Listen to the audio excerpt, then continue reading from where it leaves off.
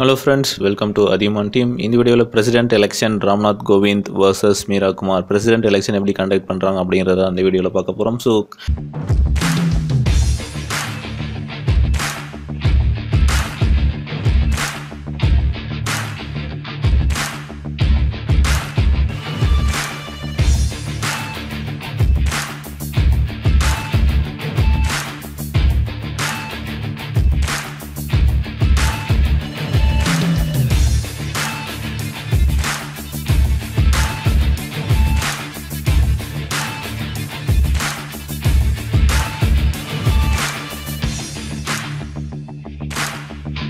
கரண்ட்ல இருக்கக்கூடிய பிரசிடென்ட் எலெக்ஷன்ல யார் வந்து முக்கியமான வேட்பாளர்கள் அப்படின்னு பார்த்தீங்கன்னா ராம்நாத் கோவிந்த் வர்சஸ் மீரா குமார்.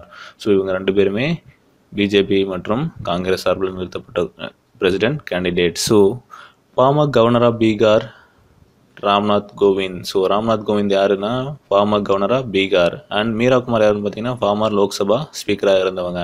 ஸோ இப்போ பிரசிடென்ட் எலெக்ஷன் எப்படி நடக்குது அப்படிங்கிறத பார்ப்போம். ஸோ பிரசிடென்ட் அப்படிங்கிற ஒருத்தர் இருக்கணும் அப்படிங்கிறது ப்ரொவிஷன் ரிகார்டிங் பிரசிடென்ட் இன் கான்ஸ்டியூஷன் எங்கே கொடுத்துருக்காங்க அப்படின்னு பார்த்தீங்கன்னா ஆர்டிகல் 52. ஆர்டிகல் 52ல பார்த்தீங்கன்னா ஸ்டேட்ஸ் தட் என்ன சொல்லியிருக்காங்கன்னு பார்த்தீங்கன்னா there shall be a president of union of India, குடியரசுத் தலைவர் அப்படிங்கிற ஒருத்தர் இருக்கணும் அப்படிங்கிறது ஆர்டிகல் 52ல சொல்லியிருக்காங்க. ஸோ 53 ஆர்டிகல் 53 என்ன சொல்லியிருக்காங்க அப்படின்னு பார்த்தீங்கன்னா the executive powers of the union shall be vested in the president. So executive powers வந்து என்னென்ன பவர்ஸ் இருக்கு அவருக்கு இருக்குது அப்படிங்கிறது வந்து ஆர்டிகல் 53ல வந்து மென்ஷன் பண்ணியிருக்காங்க.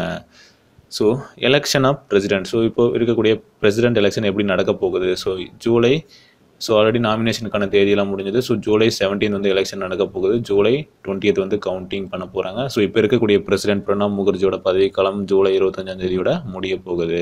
ஸோ அதுக்குள்ளே புதிய பிரசிடென்ட்டை வந்து எலெக்ட் பண்ணணும். ஸோ அந்த தேர்தல் தான் 17 நடக்க போகுது. 20 கவுண்ட் பண்ண போகிறாங்க. ஸோ நம்மளுடைய பிரசிடென்ட் அடுத்த பிரசிடென்ட் யார் அப்படிங்கிறது 20 தெரிஞ்சிடும். ஸோ அதுக்கான எலெக்ஷன் எப்படி நடக்குது அப்படிங்கிறது பார்ப்போம். So president of India elected by and electoral college of consisting. Electoral college மூலியமாக இந்த எலெக்ஷன் வந்து நடத்துவாங்க. ஸோ அது எலக்ட்ரல் காலேஜ்னா என்னென்னலாம் உள்ளே இருக்காங்க, யாரெல்லாம் இருப்பாங்க அப்படின்னு பார்த்தீங்கன்னா ஸோ யாரெல்லாம் ஓட்டு போடுவாங்க அப்படிங்கிறத அதில் மென்ஷன் பண்ணியிருப்பாங்க. So elected members of both houses of பார்லிமெண்ட்டில் இருக்கக்கூடிய லோக்சபா அண்ட் ராஜ்யசபா உறுப்பினர்கள்.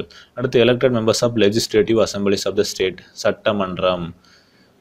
சட்டமன்றத்தில் இருக்கக்கூடிய உறுப்பினர்கள், elected members of legislative assemblies.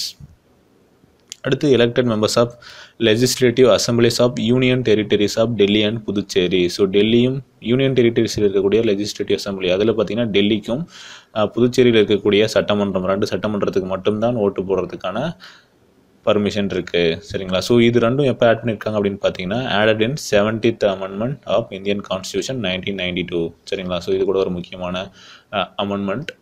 So இதுக்கப்புறம் இன்னும் 5 யூனியன் டெரிட்டரிஸ் இருக்குது. பட் அதுக்கு எதுக்குமே அந்த பர்மிஷன் கிடையாது. ஸோ டெல்லி அண்ட் புதுச்சேரிக்கு மட்டும்தான் they have the right to vote in the election of president. So do not take part in the president election. So யாரெல்லாம் இந்த எலெக்ஷனில் ஓட்டு போட மாட்டாங்க அப்படின்னு பார்த்தீங்கன்னா nominated members of both houses of parliament.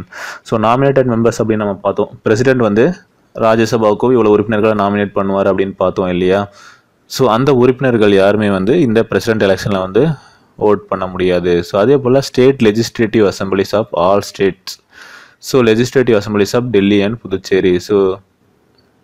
So எதெல்லாம் பிரசிடென்ட் வந்து நாமினேட் பண்ணியிருக்காங்க, இல்லை நாமினேட்டட் மெம்பர், பிரசிடென்ட் மட்டும் நாமினேட் பண்ண மாட்டார், ஆளுநரும் நாமினேட் பண்ணுவார் இல்லையா? ஸோ அந்த நாமினேட்டட் மெம்பர்ஸ் வந்து இந்த எலெக்ஷனில் ஓட் பண்ண முடியாது. ஸோ அடுத்து பார்த்தீங்கன்னா members of legislative council. So சட்ட மேலவை அப்படின்னு ஒன்று பார்த்தோம். பை கேமரல் லெஜிஸ்லேச்சர், அதாவது சட்டமன்றம், சட்டக்கீழவை, சட்ட மேலவை. நம்ம தமிழ்நாட்டில் வந்து சட்டக்கீழவை மட்டும் இருக்குது, சட்ட மேலவை இல்லை. ஸோ அந்த மாதிரி 2 அவைகள் இருக்கக்கூடிய மாநிலங்களில் சட்ட மேலவையில் இருக்கக்கூடிய உறுப்பினர்கள் வந்து இந்த எலெக்ஷனில் வந்து பங்கேற்க முடியாது. சரிங்களா? ஸோ சட்ட மேலவையில் இருக்கக்கூடிய உறுப்பினர்கள் பங்கேற்க முடியாது. அதாவது மாநில சட்ட மேலவையில் இருக்கக்கூடிய உறுப்பினர்கள் பங்கேற்க முடியாது. அதே போல் நாமினேட்டட் மெம்பர்ஸ், ஸோ யாரெல்லாம் பிரசிடெண்ட்டோ இல்லை ஆளுநரோ சஜஸ்ட் பண்ணி அந்த எம்எல்ஏவோ மெம்பர் ஆஃப் லெஜிஸ்லேட்டிவ் கவுன்சில் எம்எல்சியோ அல்லது ராஜ்யசபா உறுப்பினர்களாகவோ அல்லது பார்லிமெண்ட்டில் வந்து நாமினேட் பண்ணியிருக்காங்களோ அவங்கள வந்து ஓட் பண்ண முடியாது. அடுத்து president of India elected by. எப்படி எலெக்ட் பண்ணுறாங்க அப்படின்னு பார்த்தீங்கன்னா is elected by proportional representation system means of single transferable vote. So voting in president election is done by secret ballot. Secret ballot அப்படிங்கிறது என்னன்னா ஒரு துண்டு சீட்டு, சரிங்களா. ஸோ அந்த சீட்டில் அந்த கேண்டிடேட்டோடைய நேம்ஸ் ஆர்டராக இருக்கும். ஸோ உங்களுக்கு யாருக்கு நீங்கள் ப்ரிஃபரன்ஸ் கொடுக்குறீங்க அப்படிங்கிறது நீங்கள் அதில் மார்க் பண்ணிவிட்டு உங்களுடைய ப்ரிஃபரன்ஸ் மார்க் பண்ணிவிட்டு கேண்டிடேட் நேமுக்கு எதிராக நீங்கள் மார்க் பண்ணிவிட்டு ஓட் பண்ணலாம். So each member of the electoral college is given one ballot paper and EC is required to indicate his preference by marking against the names of the candidates. அந்த துண்டு சீட்டில் names இருக்கும் இல்லையா, so அதில் அந்த vote பண்ணக்கூடிய members என்ன பண்ணுவாங்க அப்படின்னு பார்த்தீங்கன்னா அவங்களுடைய ப்ரிஃபரன்ஸ். ஸோ எத்தனை பேர் எலெக்ஷனில் நிற்கிறாங்களோ, ஸோ இப்போ மெயின் காம்படிஷன் பார்த்தீங்கன்னா ராம்நாத் கோவிந்த் வர்சஸ் மீரா குமார் இல்லையா. ஸோ இது இல்லாமல் இன்னும் நிறைய பேர் நாமினேஷன் பண்ணியிருக்காங்க. இவங்க 2 பேருக்குள்ளே தான் மெயின் காம்படிஷன் இருக்கும். அதுவும் 60% ராம்நாத் கோவிந்த் வின் பண்ணுறது கன்ஃபார்ம் ஆகிடுச்சு. ஸோ 60%ல் 60% ஆஃப் ஓட்ஸ் இவருக்கு கிடைக்கிறதுக்கான சான்சஸ் இருக்குது அப்படின்னு சொல்கிறாங்க. ஸோ அதில் உங்களுடைய ப்ரிஃபரன்ஸ் ஆர்டர் அவங்க கொடுப்பாங்க. ஸோ அதுக்கு தகுந்த போல் யார் எவ்வளோ ஓட்டு வாங்கியிருக்காங்களோ அதை பொறுத்து நெக்ஸ்ட் பிரசிடென்ட் எலெக்ட் பண்ணுவாங்க. அடுத்து qualification of president. So president என்னென்ன குவாலிஃபிகேஷன் இருக்கும் அப்படின்னு பார்த்தீங்கன்னா citizen of India. So citizen of இந்தியாவாக இருக்கணும், 35 இயர்ஸ் கம்ப்ளீட் ஆகிருக்கணும். Qualification of election as a member of லோக்சபாவோட மெம்பர் ஆகிறதுக்கான குவாலிஃபிகேஷன் இருக்கணும். Should not hold any office of profit under central government, state government. So government ஆஃபீஸராக இருக்கக்கூடாது. So இதெல்லாம் தான் qualification. So oath by presidents. So பதவி பிரமாணம் அப்படிங்கிறது பார்த்தீங்கன்னா இவர் presence of CJI chief justice of இந்தியாவுக்கு முன்னாடி பதவி பிரமாணம் ஏற்றுக்குவார். ஸோ சீஃப் ஜஸ்டிஸ், அதாவது உச்சநீதிமன்ற நீதிபதி, தலைமை நீதிபதி இல்லை அப்படின்னு பார்த்தீங்கன்னா சீனியர் மோஸ்ட் ஜட்ஜி யார் இருக்காங்களோ அவங்க பதவி பிரமாணம் செஞ்சு வைப்பார். ஸோ என்ன அதில் இருக்கும் அப்படின்னு பார்த்தீங்கன்னா to preserve, protect and defend the constitution அப்படிங்கிறது தான் அந்த பதவி பிரமாணத்தில் இருக்கும். அடுத்து tenure of president of office. So எவ்வளோ வருஷத்துக்கு பிரசிடென்ட் பதவி காலம் இருக்குது அப்படின்னு பார்த்தீங்கன்னா டேர்ம் 5 இயர்ஸ், சரிங்களா. ஸோ அவர் Indian president is also eligible for reelection. So மறுதேர்தலையும் அவர் நிற்கலாம்.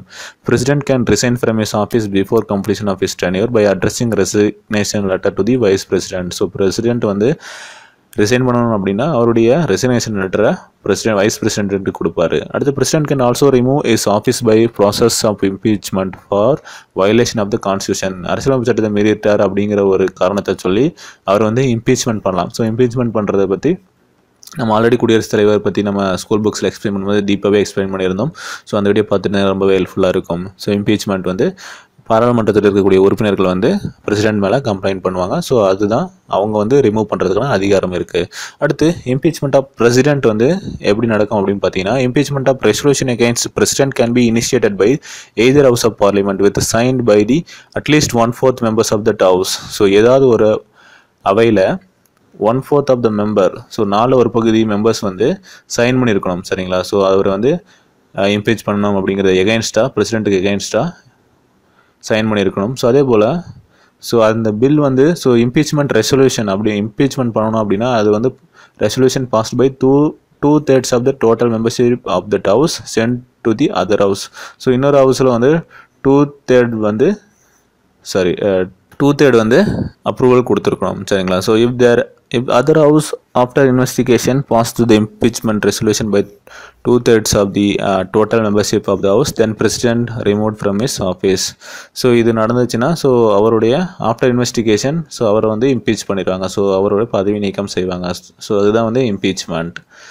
அடுத்து இதில் இன்னொரு விஷயம் என்னென்னா இம்பீச்மெண்ட் பதவி நீக்கம் செய்யறதுல யாரெல்லாம் அவருக்கு எதிராக ஓட் பண்ணலாம் அப்படின்னு பார்த்தீங்கன்னா வாக்களிக்கலாம் அப்படின்னு பார்த்தீங்கன்னா nominated members of either house of parliament and participate in impeachment of the president. So nominated members யாரெல்லாம் இருக்காங்களோ அவங்க எந்த இம்பீச்மெண்ட்டில் பார்ட்டிசிபேட் பண்ணலாம். பட் எலெக்ஷனில் பார்த்தீங்கன்னா நாமினேட்டட் மெம்பர்ஸ் பார்ட்டிசிபேட் பண்ண முடியாது. பட் இம்பீச்மெண்ட் பதவி நீக்கம் செய்யும் போது அந்த நாமினேட்டட் மெம்பர்ஸ் பார்ட்டிசிபேட் பண்ணலாம்.